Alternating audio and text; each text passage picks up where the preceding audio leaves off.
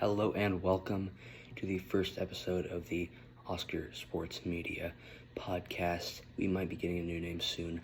I am not sure. But this episode is for my recap and breakdown of Super Bowl 60.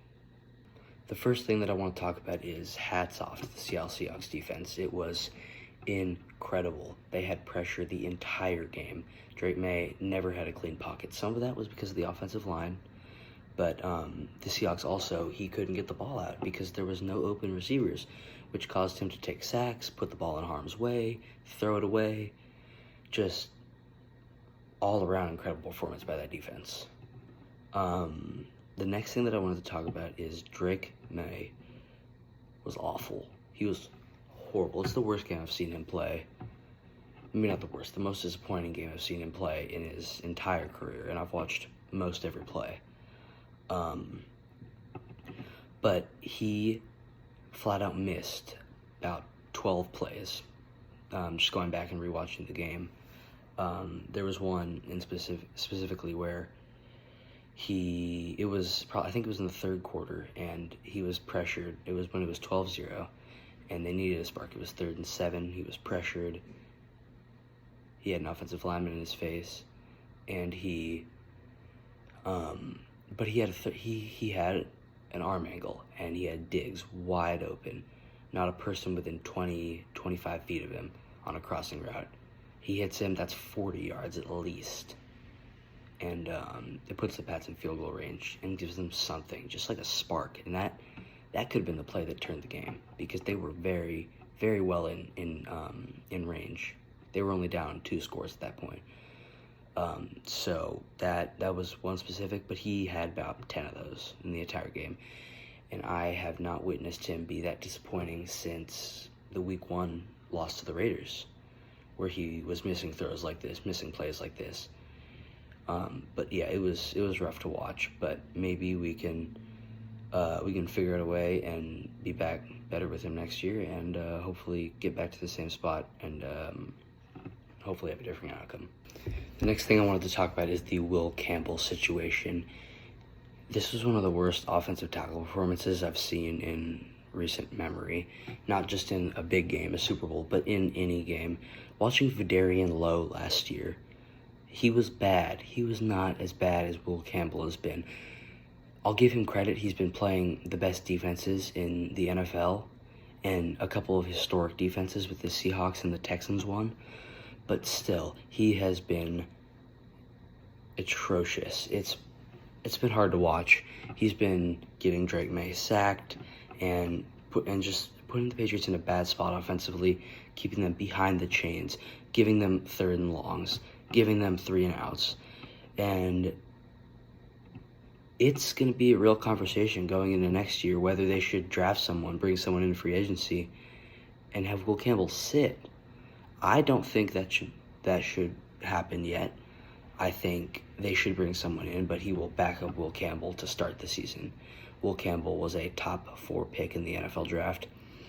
He needs a chance. Then he was good up until the the MCL injury in the game against the Bengals, and once he came back from that, he was not the same. He just wasn't. So in the offseason, I think the Patriots need to bring someone in to back him up, and if he continues to play the way he has to end this year, I think they need to seriously consider starting whoever they bring in, because this is not okay. This is not going to help you win championships. And yeah, it was hard to watch, and I love Will Campbell. I think he's awesome. I think he's a great player, great guy, but something needs to be done about this. I was just talking about Will Campbell and how he was bad, and that's all true, but the rest of the offensive line was not good either, and they haven't been all season. And Drake May has been able to deal with it because he's not playing top 3, top 5 defenses in the NFL. But next year, their schedule's a lot harder, and they're going to be playing a lot more of those, so they won't be able to get away with having this level of offensive line play. So they need to do something. They need to draft a tackle to at least back up Will Campbell. They need to draft a center and a guard. They just need people to compete and give the current starters a run for their money, because if they do not improve, because this is I'd say probably bottom 10 offensive line in the NFL. I think if this offensive line was top 15, they could have easily won the game today. But it wasn't all their fault, obviously, but they were bad, and that is a situation that does need to be addressed in the offseason. I will go way further in depth into that I'll probably give it its own episode. But that was bad. That was really bad. And their offensive line needs to be seriously looked at going into next season. The next thing that I wanted to talk about is the Patriots coaching. All season, it's been incredible. Mike Vrabel just won Coach of the Year. Josh McDaniels has been an incredible offensive coordinator all season, helping Drake May to have this second-year leap and come in second in MVP voting to a historic season by Matthew Stafford. And today, I was not impressed whatsoever with the coaching. It seemed like in the first half, the numbers probably wouldn't back it up, but it seemed like they were having somewhat of some success on the ground. But, that's just what it felt like. And Ramondre Stevenson got 7 carries for 23 yards in the first half. He ended the game with 7 carries for 23 yards. They didn't run him the ball a single time. And they were only down 9, and then 12, and then 19. And when you're down 9 and 12, you cannot give up on the run. That's just, unless it's fully shut down, which it was not. You cannot give up on the run, because if you can have the run, it opens up everything else and gives you a way better shot to have successful offense and move the ball down the field on that incredible Seahawks defense. And they didn't. And the other thing that was questionable with the coaching, they didn't go for it once on 4th down in the first 3 quarters. They had so many 4th and 2s where they punted the ball away. And it seemed like a good decision in the moment, being down 1-2 scores in the Super Bowl. Like, you're thinking we're in a good position. We can pin them deep. Our defense has been getting stops all day. And the Patriots defense was really good too. Just not quite good enough, which is fine. But they probably should have gone for. I felt like a couple times where they hadn't had offense in a while, and they had gotten a first down or two, and then they just got to a 4th and 1, 4th and 2, and punted it away. I feel like they could have gone for a couple of those, gotten them, and that would have given them, I think, the best shot to win the game. And then the last thing that I would critique with this coaching was the underutilization of TreVeyon Henderson. I know he had a couple of garbage time catches, but if you look at his numbers, he was one of the best running backs in the NFL against a too-high safety look. You know what the Seahawks run a lot of? A too-high safety look. And he got almost no run. So that I was not happy with that whatsoever. I feel like they should have given him a better chance to go and be explosive, because that's what they needed in the first half. They needed explosive plays.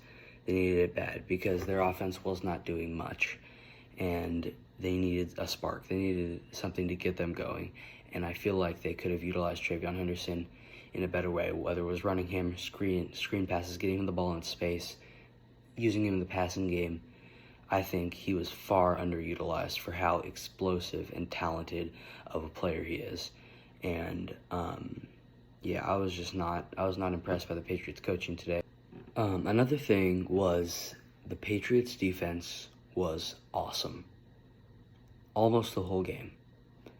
But there's only so much you can do. You can only force the Seahawks to punt a certain number of times, right? And they did an incredible job keeping the Patriots in this game throughout, right? Because they had so many stops where it was like, we need this stop, we need to hold them to a field goal here, or else this game's really going to get out of hand. And they did. They shut down the offensive player of the year in Jackson Smith-Njigba. And almost no other team's been able to do that all season. And they did it. They could not stop the run, though. That's been something that they were really good at all year, and today they couldn't. They gave up explosive play after explosive play to Kenneth Walker.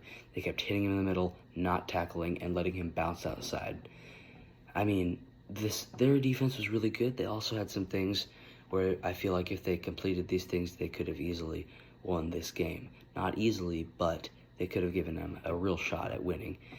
I think I counted 3 or 4 times in the first half where they got to Sam Darnold, got hands on him, but they let him escape, and then he made a throw, or he threw it away, and they were able to convert on the next play, or, keep the drive alive in some way, right? And if they had wrapped up a few times, then, I think that's flipping the game. Maybe not fully, but it's definitely giving the Patriots a way better shot at winning it. And then the other thing was tackling in general. They met Kenneth Walker at the line or behind it so many times and let him spin off, bounce outside. He was just having his way with that Patriots defense, and it was rough to watch, but that Patriots run defense has been awesome all year, and they had one bad game, but it wasn't the worst spot possible. But they've been awesome all year, and I have to give them so much credit for doing what they did this season. Milton Williams is awesome. They just did not have a great game today, but hats off to them for playing a great game. The whole defense playing a good game today, shutting down the Seahawks to 22 offensive points, and I believe 12 in the first 3 quarters, which not many teams have been able to do this season. So that was really impressive to me, and I am excited to keep watching this Patriots defense grow through the years. One more thing about the Patriots defense, Christian Gonzalez also single-handedly kept them in this game because he had 3 pass deflections that if he did not deflect them, touchdown. Maybe not the touchdown to Shaheed. Jackson Smith-Njigba deflected. If he catches that, it's a touchdown. And if he does not make those plays, then the Patriots don't even have a chance there at the end to, kind of fight and, show signs of life there at the end. So hats off to what I think is the 3rd best corner in football in Christian Gonzalez. Sam Darnold was good. He wasn't incredible. He let the defense and the running game win the game for him, which he's sort of done all year. He's made the plays when he needed to. But I thought he missed a couple throws today, the touchdown to JSN. But other than that, he was solid. He didn't miss a ton of throws, but he missed a couple. That's okay.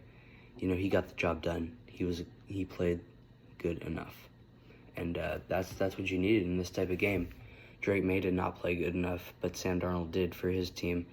And both the defenses played good, but Sam Darnold did enough and Drake May didn't. And that was sort of the story of the game for me. Defenses and quarterbacks.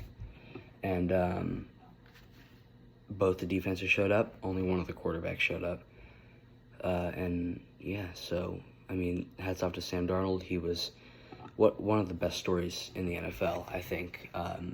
This is his 5th team in 8 years in the league, and he went from seeing ghosts to winning a Super Bowl. So congratulations to Sam Darnold and the Seahawks. Good for you guys. This is just a thank you to anybody that tuned in to the first episode of my sports show. If you liked it, please tune back in for more. I am not sure when I'll be posting next. Hopefully it'll be pretty consistent and frequent, but we'll see. Thank you for watching.